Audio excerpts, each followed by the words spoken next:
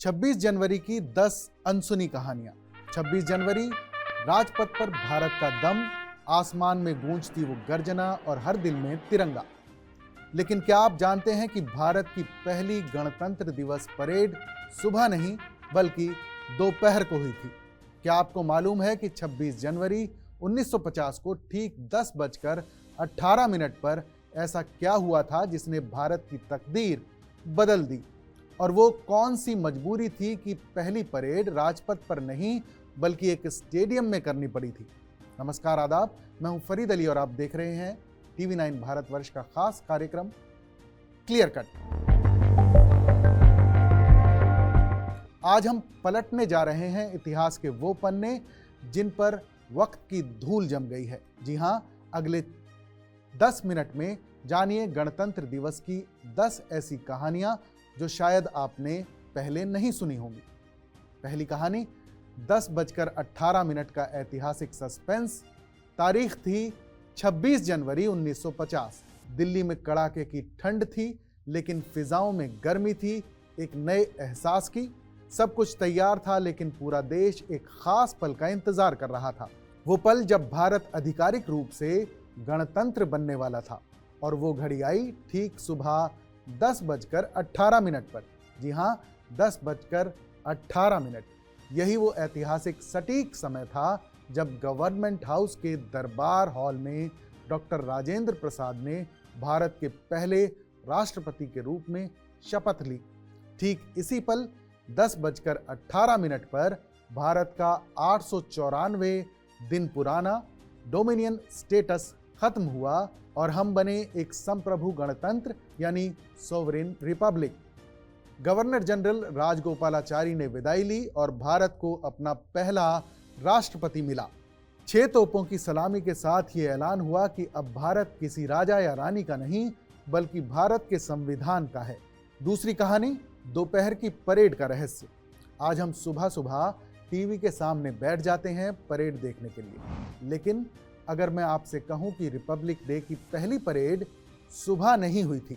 जी हां, साल 1950 में पहली परेड सुबह नहीं बल्कि दोपहर को 2:30 बजे निकली थी।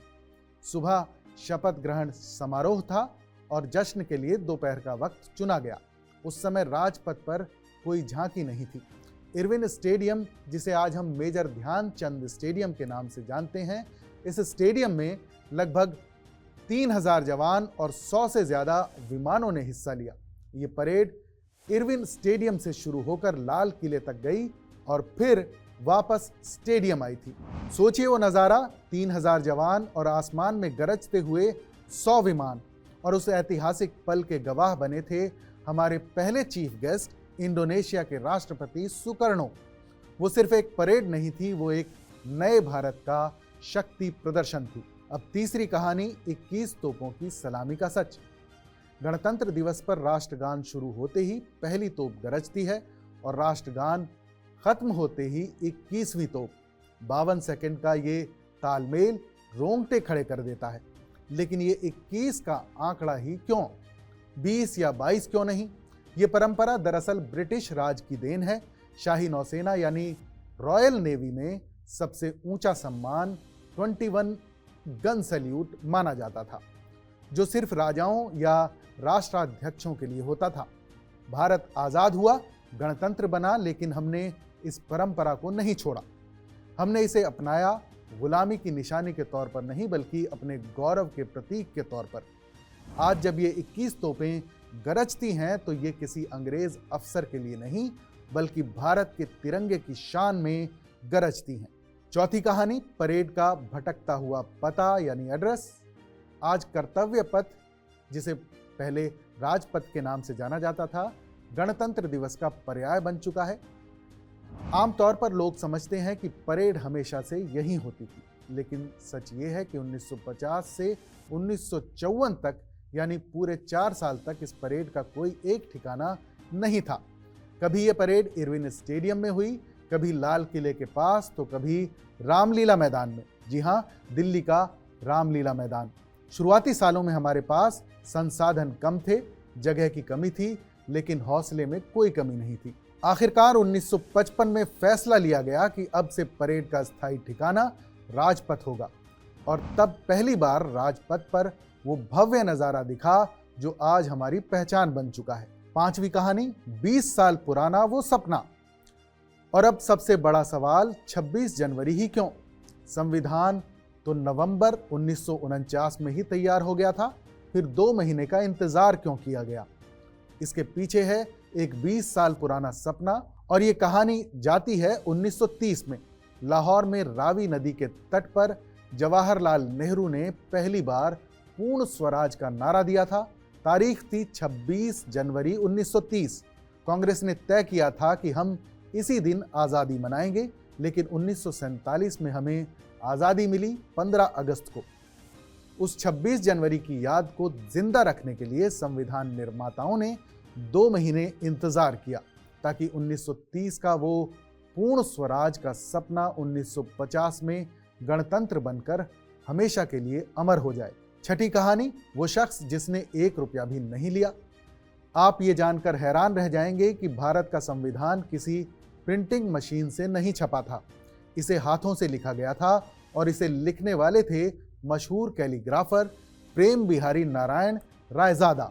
जब उनसे पूछा गया कि वो इसे लिखने के कितने पैसे लेंगे तो उनका जवाब सुनकर आपकी आंखों में आंसू आ जाएंगे। जी हाँ, उन्होंने कहा था, मुझे 1 भी पैसा नहीं चाहिए, बस मेरी एक शर्त है, संविधान के हर पन्ने पर मैं अपना नाम लिखूंगा और आखिरी पन्ने पर अपने दादा का नाम। सरकार ने उनकी ये शर्त मान ली। उन्होंने 6 महीने लगाकर इटैलिक स्टाइल में ये पूरा संविधान लिखा जो आज भी संसद भवन में सुरक्षित है। 7वीं कहानी, संविधान या आर्ट गैलरी। हमारा संविधान सिर्फ कानूनों की किताब नहीं है, ये भारत की संस्कृति की एक आर्ट गैलरी भी है। क्या आपने कभी संविधान के पन्नों को गौर से देखा है? इसके हर पन्ने को सजाने का काम किया था शांति निकेतन के कलाकारों ने, जिनकी अगुवाई कर रहे थे महान चित्रकार नंदलाल बोस। संविधान के पन्नों पर आपको भगवान राम लंका जीतकर लौटते हुए दिखेंगे, भगवान कृष्ण गीता का उपदेश देते हुए दिखेंगे और यहाँ तक कि नटराज, अकबर और टीपू सुल्तान की तस्वीरें भी हैं। ये दुनिया का अकेला ऐसा संविधान है जो अपने देश के 5000 साल के इतिहास को चित्रों के जरिए बयान करता है। 8वीं कहानी, हीलियम गैस का रहस्य। सवाल ये भी उठता है कि कागज पर लिखा हुआ ये 70 साल पुराना संविधान आज तक सुरक्षित कैसे है? कागज तो पीला पड़कर खराब हो जाना चाहिए था। बस यहीं आता है साइंस का कमाल। भारत के मूल संविधान को संसद भवन की लाइब्रेरी में हीलियम गैस से भरे हुए खास चैम्बर्स में रखा गया है। हीलियम एक ऐसी गैस है जो कागज को सड़ने यानी ऑक्सीडाइज से रोकती है। ये अमेरिका के संविधान की तरह ही हमारे संविधान को भी 24 घंटे कड़ी सुरक्षा और कंट्रोल तापमान में रखा जाता है ताकि आने वाली पीढ़ियां इसे देख सकें। 9वीं कहानी, बारिश का शुभ शगुन। 26 जनवरी को संविधान लागू हुआ, लेकिन उस पर साइन कब हुए? ये तारीख थी 24 जनवरी 1950। उस दिन संविधान सभा के 284 सदस्यों ने संविधान की 3 कॉपियों पर हस्ताक्षर किए थे और दिलचस्प बात यह है कि जिस वक्त हॉल में हस्ताक्षर हो रहे थे, बाहर दिल्ली में रिमझिम बारिश शुरू हो गई थी। भारतीय संस्कृति में किसी भी शुभ काम से पहले बारिश होने को बहुत अच्छा शगुन माना जाता है। वहां मौजूद सभी नेताओं ने माना कि यह कुदरत का इशारा है कि भारत का गणतंत्र अमर रहेगा। 10वीं कहानी, 26 को शुरू 29 को खत्म।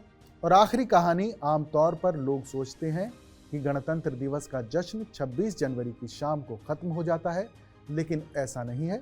सरकारी तौर पर गणतंत्र दिवस का उत्सव 26 जनवरी को शुरू होता है और खत्म होता है 29 जनवरी को बीटिंग रिट्रीट सेरेमनी के साथ। विजय चौक पर जब सेना के बैंड सारे जहां से अच्छा की धुन बजाते हुए वापस बैरकों में लौटते हैं, तब जाकर ये राष्ट्रीय पर्व पूरा होता है। ये परंपरा पुरानी मिलिट्री प्रथा से आई है, जब सूर्यास्त के बाद जंग रोक दी जाती थी। तो ये थी हमारे गणतंत्र की वो 10 अनसुनी दास्तानें जिन्होंने भारत को वो बनाया जो आज हम हैं। 10:18 का वो पल हो, प्रेम बिहारी की वो शर्त हो या फिर बारिश का वो शगुन, हर किस्सा हमारे गौरव का हिस्सा है। आपको इनमें से कौन सी कहानी सबसे ज़्यादा दिलचस्प लगी, हमें कमेंट में ज़रूर बताइएगा। देश और दुनिया की बाकी तमाम खबरों के लिए देखते रहिए TV9 डिजिटल।